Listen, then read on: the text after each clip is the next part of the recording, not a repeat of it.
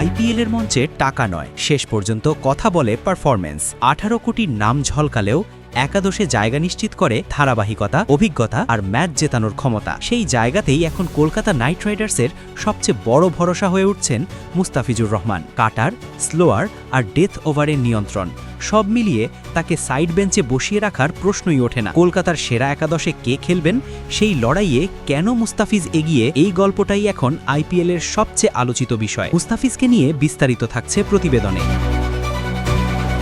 IPL নিলামে pace বোলারদের জন্য সবচেয়ে বড় উত্তাপ ছড়িয়েছিল বলিউড বাদশাহ শাহরুখ খানের মালিকানাধীন ফ্র্যাঞ্চাইজি কলকাতা নাইট রাইডার্স। নিলামের টেবিল থেকে কাটার মাস্টার মুস্তাফিজুর রহমানের পাশাপাশি লঙ্কান পেসার মাথিসা পাথিরানা এবং ভারতীয় পেসার আবেশ রানাকে মোটা অঙ্কে দলে ভেড়ায় কেকেআর। এই দুই বিদেশি পেসারের পেছনেই কলকাতার খরচ দাঁড়ায় প্রায় 27 কোটি 20 লাখ রুপি, বাংলাদেশি মুদ্রায় যা প্রায় 35 কোটি টাকার কাছাকাছি। এত বড় বিনিয়োগের পর কলকাতার টিম ম্যানেজমেন্ট এখন পড়েছে মধুর সমস্যায়, কারণ আইপিএলের নিয়ম অনুযায়ী একাদশে একসঙ্গে খেলানো যাবে সর্বোচ্চ 4 জন বিদেশিকে। সেই 4 জায়গার লড়াইয়েই শুরু হয়েছে হিসাব নিকাশ। সুনীল নারায়ণ এক প্রকার নিশ্চিত নাম। ক্যামেরন গ্রিনকে সর্বোচ্চ দামে কেনা হয়েছে, তাকেও নিয়মিত খেলানো হবে। বাকি থাকে 2টি বিদেশি জায়গা, যেখানে প্রতিযোগিতা মূলত মুস্তাফিজুর রহমান ও মাথিসা পাথিরানার মধ্যে। দুইজনই ডেথ ওভারের স্পেশালিস্ট, তবে তুলনামূলক বিশ্লেষণে মুস্তাফিজ এগিয়ে অনেকখানি। আইপিএল ক্যারিয়ারে মুস্তাফিজ খেলেছেন 5টি আলাদা ফ্র্যাঞ্চাইজির হয়ে। 60 ম্যাচে তার উইকেট সংখ্যা 65। অন্যদিকে পাথিরানা এখনো পর্যন্ত খেলেছেন 32 ম্যাচ, উইকেট 47।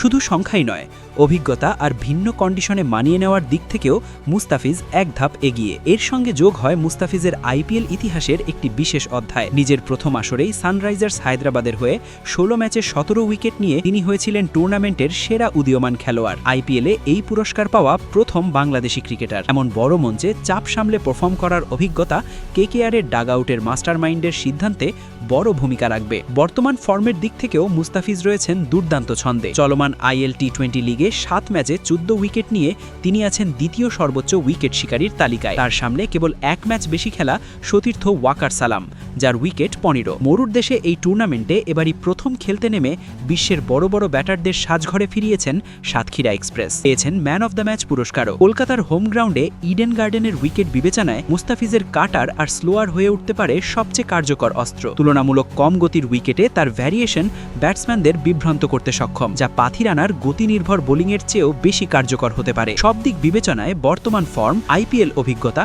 ডেথ ওভারে নির্ভরযোগ্যতা এবং কন্ডিশন অনুযায়ী মানিয়ে নেওয়া ক্ষমতা, এই 4টি জায়গাতেই মুস্তাফিজুর রহমান এগিয়ে। তাই সব আলোচনা শেষে একটি কথাই জোরালোভাবে উঠে আসছে: কলকাতা নাইট রাইডার্সের সেরা একাদশে মুস্তাফিজুর রহমান শুধু সম্ভাব্য নন, বরং এই মুহূর্তে সবচেয়ে যৌক্তিক পছন্দ।